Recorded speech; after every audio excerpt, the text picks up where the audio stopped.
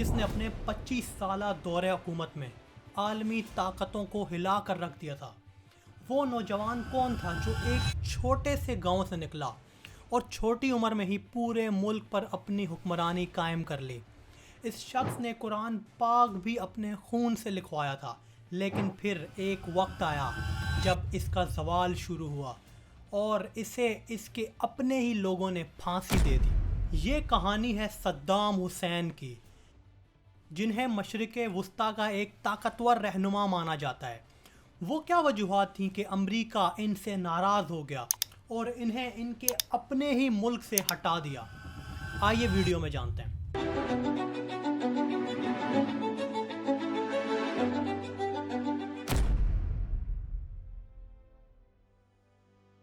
Saddam Hussein 28 April 1937 کو عراق کے شہر تکریت کے قریب گاؤں العوجہ میں پیدا ہوئے۔ صدام حسین ابھی 3 سال کے تھے کہ ان کے والد کا انتقال ہو گیا۔ غربت کی وجہ سے ان کی والدہ نے دوسری شادی کر لی، لیکن صدام حسین کے سوتیلے باپ نے ان پر ظلم کیا۔ ان پر اتنا ظلم کیا کہ وہ گھر چھوڑنے پر مجبور ہو گئے اور تکریت شہر کے قریب اپنے ماموں کے گھر پناہ لے لی، جو فوج میں افسر تھے۔ صدام حسین کے ماموں نے ان کی بہترین پرورش کی اور تعلیم و تربیت کی اور انہیں ایک سمجھدار اور ذمہ دار نوجوان بنایا، یہاں تک کہ صدام حسین اپنی عمر کے لوگوں سے زیادہ ذہین ثابت ہوئے۔ انہیں عرب تاریخ کی کتابیں پڑھنے کا اتنا شوق تھا کہ انہیں جو تھوڑا بہت جیب خرچ ملتا وہ اس سے عرب تاریخ پر کتابیں خریدتے تھے۔ صدام میں شروع سے ہی انقلابی جذبہ موجود تھا، کیونکہ انہوں نے عراقی حکومت کے خلاف کئی مظاہروں میں بڑھ چڑھ کر حصہ لیا، جس کے نتیجے میں انہیں 6 ماہ کی قید بھی برداشت کرنی پڑی۔ جب 1957 میں صدام حسین 20 سال کے ہوئے تو انہوں نے باس پارٹی میں شمولیت اختیار کر لی، جو عراق میں ایک مصروف اور انقلابی پارٹی تھی۔ اب یہ جاننے کی کوشش کرتے ہیں کہ باس پارٹی کس لیے بنائی گئی تھی۔ باس پارٹی 1953 میں دمشق، شام میں بنی تھی۔ مشیل افلق اور صلاح بیطار اس کے بانی ہیں، اور اس کا مقصد ایک متحدہ سیاسی عرب پارٹی بننا تھا تاکہ تمام عرب ممالک ایک چھتری کے نیچے جمع ہو سکیں، جس کا مقصد سماجی بہبود پر مبنی معاشرہ قائم کرنا ہو اور تمام عرب ممالک اس کا حصہ بن جائیں۔ باس پارٹی کا کئی عرب ممالک میں نمایاں وجود تھا، جس کا ایجنڈا مغرب مخالف تھا اور وہ اسلامی اقدار پر مبنی اسلامی معاشرہ قائم کرنا چاہتی تھی اور عرب ممالک سے مغربی اثر و رسوخ کو ختم کرنا چاہتی تھی۔ باس پارٹی کا نظریہ کئی طریقوں سے صدام حسین کی شخصیت سے میل کھاتا تھا، اور جب صدام حسین 2 سال تک اس پارٹی کے رکن رہے تو پارٹی نے ان میں نمایاں صلاحیتیں دیکھیں۔ چنانچہ انہوں نے فیصلہ کیا کہ اس وقت عراق کے وزیر اعظم عبدالکریم قاسم کو قتل کر دیا جائے، اور صدام حسین کو ایک ریوالور اور ایک مشین گن دی گئی، ساتھ میں 6 ماہ کی ٹریننگ بھی۔ اب بات کرتے ہیں عبدالکریم کون تھے۔ وہ ایک فوجی رہنما تھے جنہوں نے 1958 میں عراق میں اقتدار پر قبضہ کیا، بادشاہت کا خاتمہ کیا اور جمہوری حکومت قائم کی۔ تاہم باس پارٹی اس کے بالکل خلاف تھی، اس لیے انہوں نے صدام کو ٹریننگ دے کر وزیر اعظم کو قتل کرنے کا منصوبہ بنایا۔ اب باس پارٹی عبدالکریم کے خلاف ہوئی کیوں؟ عبدالکریم کا قوم پرستی اور سوشلزم عراق کے لیے ان کا ویژن تھا۔ وہ باس پارٹی کے پین عرب نظریے سے متصادم تھے اور وہ مصر اور شام کے ساتھ عرب لیگ میں شامل بھی نہیں ہونا چاہتے تھے، جس کی وجہ سے باس پارٹی بہت ناراض تھی اور عبدالکریم نے اپنے ہی ملک اور باس پارٹی کے اندر مخالفت کو کچلنا شروع کر دیا۔ باس پارٹی جانتی تھی کہ عبدالکریم کی وجہ سے ان کا پین اسلامک ویژن خطرے میں پڑ جائے گا، اس لیے انہوں نے فیصلہ کیا کہ عبدالکریم قاسم کو منظر سے ہٹانا ضروری ہے۔ صدام حسین عبدالکریم قاسم کے قتل کی سازش میں شامل ہوئے اور پھر انہوں نے 7 اکتوبر 1959 کو میدان سجایا۔ ایک ریلی ہو رہی تھی اور انہوں نے وزیر اعظم پر حملہ کیا، لیکن قسمت کی وجہ سے وہ بچ گئے اور فائرنگ کے تبادلے میں صدام زخمی ہو گئے، لیکن وہ کامیابی سے فرار ہونے میں کامیاب ہو گئے۔ صدام چھپتے چھپاتے واپس اپنے گاؤں پہنچنے میں کامیاب ہو گئے، لیکن انہیں عراق میں اپنی جان کا خطرہ تھا، اس لیے انہیں باس پارٹی کے ہیڈ کوارٹر لے جایا گیا جو دمشق میں واقع تھا، اور پھر کچھ وقت گزرنے کے بعد صدام حسین نے مصر میں قانون کی ڈگری حاصل کرنے کا فیصلہ کیا۔ تقریباً 9 سال بعد صدام حسین کا خواب پورا ہوا اور باعث پارٹی اقتدار پر قبضہ کر لیتی ہے اور 20 سپتمبر 1968 کو اپنی حکومت قائم کرتی ہے۔ احمد حسن البکر نئے صدر منتخب ہوتے ہیں۔ اس نازک موڑ پر صدام اپنی پڑھائی ادھوری چھوڑ کر وطن واپس آ جاتے ہیں اور صدام کی شمولیت، لگن اور حوصلہ دیکھ کر باعث پارٹی انہیں پارٹی میں ایک سینئر عہدہ دیتی ہے۔ اب صدام حسین ایک مضبوط رہنما بن چکے تھے، جنگل کے شیر کی طرح۔ ان کے کنٹرول میں ہوتے ہوئے باعث پارٹی کے خلاف کوئی مخالفت برداشت نہیں کی جاتی تھی۔ صدام حسین کی دہشت تیزی سے پوری دنیا میں پھیل گئی اور سب نے دیکھی صدام حسین اقتدار کے کھیل میں ایک چالاک کھلاڑی معلوم ہوتے تھے جو آگے رہنے کے لیے کچھ بھی کرنے کو تیار تھے، اور اب وہ عراق کا صدر بننے کے لیے بالکل تیار ہیں۔ اور پھر وہ دن آیا جب صدام حسین نے آخرکار 16 جولائی 1979 کو اقتدار سنبھالا، زبردستی اپنی ہی پارٹی کے صدر کو ہٹا دیا، اور اس طرح صدام حسین کی 25 سالہ آمریت کا دور شروع ہوتا ہے۔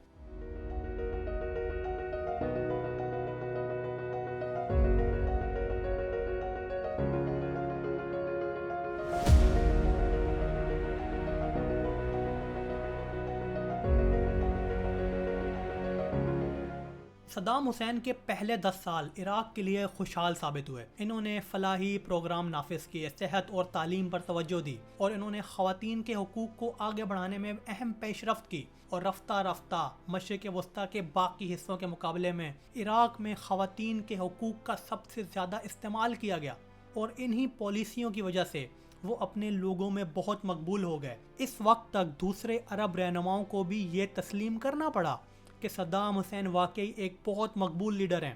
صدام نے ایک انوکھا کام کیا جب انہوں نے اپنے خون سے قرآن پاک لکھوایا جو 605 صفحات پر مشتمل تھا، جسے پھر ایک مقامی مسجد میں رکھا گیا۔ صدام وہاں اپنے لوگوں کی زندگیوں کو بہتر بنانے کے لیے سرگرم عمل تھے۔ وہاں ان کے اپنے خود ارزانہ مقاصد بھی تھے کہ وہ عرب ممالک کے لیڈر بننا چاہتے تھے۔ 20 دسمبر 1980 کو انہوں نے ایران پر حملہ کر دیا، اور یہ خطرناک جنگ اگلے 8 سال تک چلی۔ جب یہ آخرکار 1988 میں ختم ہوئی تو اس نے 30 لاکھ عراقیوں اور 10 لاکھ ایرانیوں کو جنگ کی بھینٹ چڑھا دیا تھا۔ ایران عراق جنگ کی اہم شط العرب دریا کا تنازع تھا، جہاں دونوں ممالک کے مفادات تھے، جہاں تیل کی نقل و حمل کی جاتی تھی، اور 1937 میں دونوں ممالک نے ایک دوسرے کی زمین کا دعویٰ نہ کرنے کا معاہدہ بھی کیا تھا۔ لیکن صدام حسین نے شط العرب پر قبضہ کرنے کی کوشش کر کے اس معاہدے کو توڑ دیا۔ یہ ظاہر ہے کہ 8 سال تک ایسی جنگ جاری رکھنا ایک بہت بڑا کام تھا۔ عراق کو امریکہ اور برطانیہ کی زبردست حمایت حاصل تھی۔ جی ہاں، وہی عراق جس کے خلاف یہ دونوں ممالک تقریباً 20 سال بعد دشمن بن جاتے ہیں۔ 20 سال پہلے وہ ایران کے خلاف عراق کو بھرپور مدد فراہم کر رہے تھے، چاہے وہ مالی امداد ہو، ہتھیار، سیٹلائٹ انٹیلیجنس، یا یہاں تک کہ بائیو کیمیکل ہتھیار۔ وہی بائیو کیمیکل ہتھیار جن پر انہوں نے بعد میں حملہ کیا، وہی جو انہوں نے خود فراہم کیے تھے۔ عراق کی معیشت جو ایک زبردست عروج کا تجربہ کر رہی تھی، روزانہ 3.3 ملین بیرل تیل پیدا کرتی تھی۔ ایران عراق جنگ کی وجہ سے عراق کو اتنا نقصان پہنچا کہ اب صرف 0.8 ملین بیرل یومیہ پیداوار رہ گئی۔ اس سے معیشت کو بہت نقصان پہنچا۔ 8 سالہ جنگ کے نتیجے کسی حد تک غیر واضح ہیں۔ ایران نے کامیابی سے اپنا دفاع کیا، لیکن صدام کے تخت کو گرانے میں کامیاب نہیں ہو سکے۔ صدام نے دنیا کو دکھایا کہ ان کے پاس ایک مضبوط فوج ہے، اور دنیا کو ایک مضبوط پیغام دیا کہ صدام حسین ایک خطرناک ڈکٹیٹر ہے۔ 8 سالہ جنگ کی وجہ سے عراق کو بہت نقصان اٹھانا پڑا، اور عراق ابھی ان نقصانات سے سنبھالنا شروع ہی ہوا تھا کہ صرف 2 سال بعد صدام حسین اپنے دوست عرب پڑوسی کویت پر حملہ کر دیتے ہیں۔ نتیجے کے طور پر وہ عرب ممالک جو کبھی صدام کو اپنا ہیرو اور دوست مانتے تھے، ان کے خلاف ہو گئے، جس سے پہلی خلیجی جنگ گلف وار کا آغاز ہوا۔ کویت جو رقبے میں چھوٹا ہے اور عراقی فوج کے مقابلے میں کمزور فوج رکھتا ہے، صدام کی اصل دلچسپی کویت کے تیل کے ذخائر میں تھی، جس نے کویت کو ایک بہت امیر ملک بنا دیا تھا۔ اور صدام حسین کا دعویٰ تھا کہ تاریخی طور پر جس زمین پر کویت واقع تھا وہ اصل میں ایران کا حصہ تھا۔ تو صدام کے مطابق کویت کو عراق کا حصہ ہونا چاہیے تھا۔ نتیجے کے طور پر عالمی سطح پر تیل کی قیمتیں آسمان کو چھونے لگیں اور دنیا بھر میں صدام حسین کے عزائم کے بارے میں تشویش پیدا ہو گئی۔ جنگ کی وجہ سے دنیا نے صدام پر دباؤ ڈالا کہ وہ تنازعوں کو جلد از جلد ختم کریں۔ اقوام متحدہ نے مذاکرات کی کئی کوششیں کی لیکن تمام کوششیں ناکام رہیں اور پھر اس کے بعد ایک بین الاقوامی اتحاد تشکیل دیا گیا۔ امریکہ نے 1991 میں ڈیزرٹ اسٹارم کے نام سے ایک آپریشن کیا جس سے کویت کو عراق سے آزاد کرایا گیا۔ ویسے ڈیزرٹ اسٹارم ایک اور وجہ سے بھی مشہور ہے اور وہ یہ ہے کہ جی پی ایس جو ہم آج استعمال کرتے ہیں، گوگل میپس، چاہے وہ پیزا ڈیلیور کرانا ہو یا گاڑی بلانی ہو، کسی بھی نامعلوم جگہ جانے کے لیے یا کسی دوست کے گھر جانے کے لیے ہم جی پی ایس استعمال کرتے ہیں، جس کے حقوق امریکی فوج کے پاس ہیں۔ انہوں نے سب سے پہلے یہ ٹیکنالوجی ایجاد کی اور اسے ڈیزرٹ اسٹارم کے دوران لاگو کیا، جہاں اس کا کامیاب تجربہ کیا گیا۔ کئی سالوں تک جی پی ایس ٹیکنالوجی امریکی فوج کے کنٹرول میں رہی اور انہوں نے اسے عوام کے ساتھ شیئر نہیں کیا۔ پھر 1990 کی دہائی کے آخر میں امریکی فوج نے بعض امریکی کمپنیوں کے ساتھ تعاون کی اہمیت کو محسوس کیا، لیکن چونکہ ٹیکنالوجی امریکی فوج کے ہاتھ میں تھی اس لیے کبھی کبھی وہ اسے اپنے مقاصد کے لیے استعمال کرتے تھے۔ اس سے بہت سے مسائل پیدا ہوئے اور امریکی فوج نے فیصلہ کیا کہ ایک بہت مفید ٹیکنالوجی ہے اور مستقبل میں اس سے نوکریاں پیدا کر کے لوگوں کی زندگیوں کو بہتر بنا کر انسانیت کو نمایاں طور پر بہتر بنانے کی صلاحیت ہے۔ لہٰذا اس ٹیکنالوجی کی امریکی فوج کی نگرانی نے بالآخر آج عام لوگوں کے فون میں اس کی وسیع پیمانے پر دستیابی کا راستہ ہموار کیا۔ جنگ کے بعد عراق کو امریکہ کی طرف سے سخت پابندیوں کا سامنا کرنا پڑا۔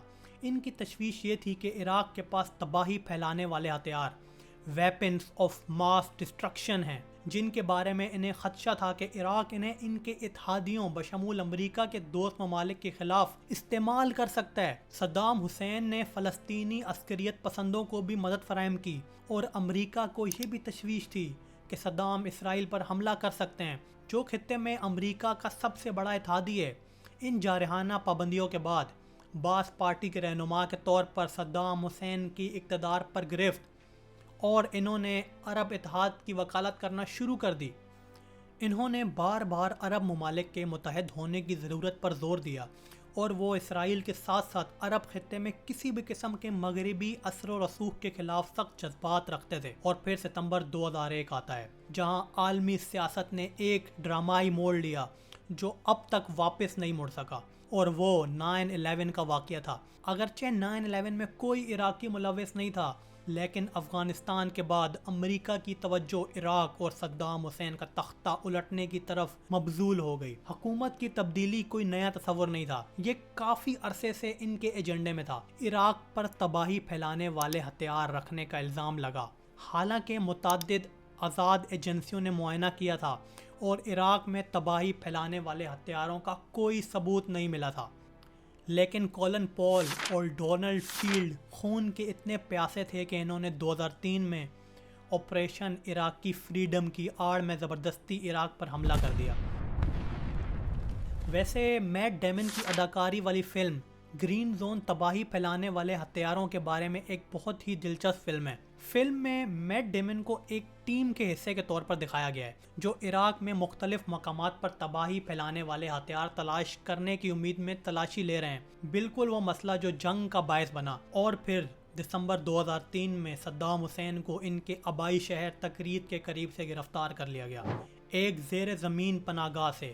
کہا جاتا ہے کہ صدام حسین اور ان کے بیٹے اپنے ہم شکل یعنی باڈی ڈبل استعمال کرتے تھے، مبینہ طور پر وہ اسٹنٹ مین استعمال کرتے تھے۔ کئی مواقع پر صدام حسین خود موجود نہیں ہوتے تھے، اس کے بجائے ان کا ہم شکل وہاں ہوتا تھا، اور یہ ایک تکنیک ہے جو تب استعمال ہوتی ہے جب ان کی جان کو بہت خطرہ ہو۔ بہت سے ایونٹس میں آپ کا اپنا ہم شکل بھیجا جاتا ہے، آپ شاید گاڑی میں بیٹھے ہوں یا اپنے محل میں ہوں۔ اس موضوع کے حوالے سے لطیف یحییٰ کی کتاب دی ڈیولز ڈبل بہت اچھی کتاب ہے۔ دی ڈیولز ڈبل یہ بتاتی ہے کہ کس طرح عراقی افواج نے کسی ایسے شخص کو دیکھا جو صدام کے بیٹے سے بہت ملتا جلتا تھا اور اسے پکڑ لیا، اور انہوں نے اسے ٹریننگ دی اسے ایسے حالات میں زبردستی ڈالا جہاں اس کی جان ہمیشہ کے لیے خطرے میں رہتی تھی، خاص طور پر ان حالات میں جہاں صدام حسین پائے گئے تھے وہ بہت خراب حالت میں تھے، اس لیے ہسپتال پہنچنے پر DNA ٹیسٹ کیے گئے اور پھر انہوں نے تصدیق کی کہ یہ صدام حسین ہی ہیں۔ اب سوال یہ اٹھتا ہے کہ صدام حسین تک کیسے پہنچے؟ ایک سازشی نظریہ یہ بتاتا ہے کہ صدام حسین ایک مچھلی کی وجہ سے پکڑے گئے۔ کیا مچھلی نے حکام کو اطلاع دی یا کسی قسم کی جیو لوکیشن بھیجی گئی؟ ایسا نہیں ہے، دنیا بھر میں تمام انٹیلیجنس ایجنسیوں کے ساتھ جب بھی اس طرح کا کوئی ہائی ویلیو ٹارگٹ ہوتا ہے تو ان کے پاس اپنے اہداف کو ٹریک کرنے کا ہنر ہوتا ہے، چاہے وہ اچھی وجوہات کی بنا پر ہو یا بری، کیونکہ ان ذرائع سے افراد کا سراغ لگا سکتے ہیں۔ مثال کے طور پر انسان اپنی عادتوں کے پتلے ہوتے ہیں، انسانوں میں خامیاں ہوتی ہیں، کچھ لوگ شراب پسند کرتے ہیں، کچھ چرس پسند کرتے ہیں، بالکل کھانے کی طرح یہ بھی انسان کے لیے ایک خامی ہو سکتی ہے۔ اگر آپ میں زیادہ کھانے کی شدید خواہش ہے، جسے بائبل کی اصطلاح میں گلوٹنی کہا جاتا ہے، گناہوں سے مراد وہ لوگ ہیں جو زیادہ کھانے کی شدید خواہش رکھتے ہیں، اسے ایک عیب بھی کہا جاتا ہے۔ اب صدام حسین کو پکڑنے کے لیے انہوں نے ہر ایک کو ان کے آس پاس کے لوگوں کو گھیرے میں لینا اور انہیں پکڑنا شروع کیا، یہاں تک کہ ان کے چیف کو بھی پکڑ لیا گیا۔ عراق کے الگ الگ حصوں میں جتنی بھی فش مارکیٹس تھیں سب میں اپنے انٹیلیجنس چھوڑ دی گئیں اور دیکھا گیا کہ کوئی ایسا شخص جو تھوڑا ڈیفرنٹ لگتا ہو، تھوڑا باڈی بلڈر ٹائپ لگتا ہو، ایسے لوگوں کی تلاش کی جائے۔ تو ایک شخص پکڑا گیا جو تھوڑا انٹیلیجنس یا فوج کا بندہ لگتا تھا، اور اس کو جب ٹریک کیا گیا تو وہ صدام حسین کا آدمی نکلا۔ تو وہ آخر کار اس طرح ایک گارڈ تک پہنچ گئے اور اس کے خاندان کو قطار میں کھڑا کر دیا، اور اگر وہ صدام کا مقام نہ بتاتا تو اس کے پورے خاندان کو مار دیا جاتا، اور پھر خوف کے مارے اس نے تکریت میں اس سوراخ کا پتہ دے دیا جہاں صدام چھپے ہوئے تھے۔ لیکن آپ کو یہ حوالہ صرف ایک ویب سائٹ پر ملے گا، یہ مستند خبر ہے یا نہیں، سچائی سے بہت دور۔ تو اس طرح صدام کو پکڑ لیا گیا۔ 19 اکتوبر 2005 صدام کا مقدمہ شروع ہوتا ہے، 3 مشتعل ججوں کے ساتھ ایک خصوصی ٹریبونل تشکیل دیا جاتا ہے، اور کئی مہینوں کے ٹرائل کے بعد صدام حسین کو سزائے موت سنائی جاتی ہے۔ صدام حسین کے خلاف مقدمہ اپنے ہی لوگوں کے خلاف خطرناک ہتھیاروں کے استعمال پر مبنی تھا، خاص طور پر کردوں کے خلاف جو وہاں رہنے والی ایک قوم ہے۔ صدام حسین نے اپنی سزائے موت کے خلاف اپیل کی، لیکن ان کی اپیل مسترد کر دی گئی۔ پھر 30 دسمبر 2006 کو جب پوری مسلم دنیا عید الاضحیٰ منا رہی تھی، صدام حسین کو صبح 6 بجے پھانسی کر دی گئی۔ اس طرح صدام حسین کی 69 سالہ زندگی کا اختتام ہوا۔ ہم میں سے ان لوگوں کے لیے جو اس دور میں ہیں، صدام حسین کی پھانسی کی ویڈیو بھی اپلوڈ ہوئی اور وائرل ہو گئی، اور صدام حسین کو پھانسی کے وقت اونچی آواز میں کلمہ پڑھتے ہوئے سنا جا سکتا ہے۔ کہا جاتا ہے کہ صدام حسین نے کوٹ پہننے کی درخواست کی تھی، کیونکہ سیرا میں دسمبر کا مہینہ تھا اور کافی سردی تھی۔ وہ نہیں چاہتے تھے کہ دنیا، خاص طور پر عراقی عوام، سردی سے ان کا جسم کانپتا ہوا دیکھیں اور اسے خوف سمجھ لیں، یہ سوچ کر کہ ان کا بہادر لیڈر اپنی موت سے پہلے خوف سے کانپ رہا تھا۔ آپ اس بارے میں کیا سوچتے ہیں؟ آپ صدام کے دور کو کس طرح سے دیکھتے ہیں؟ اکثر ہم دیکھتے ہیں کہ صدام کے دور میں سڑکیں چوڑی تھی، ہریالی تھی، اور اب عراق کی حالت کو دیکھ کر ایسا لگتا ہے کہ اتنا تیل سے مالا مال ہونے کے باوجود یہ ایک تھرڈ ورلڈ کنٹری ہے۔ کیا مشرق وسطیٰ کو جمہوریت راس آتی ہے یا آمریت؟ کیا مشرق وسطیٰ میں ڈکٹیٹرشپ بہتر ہے یا ڈیموکریسی؟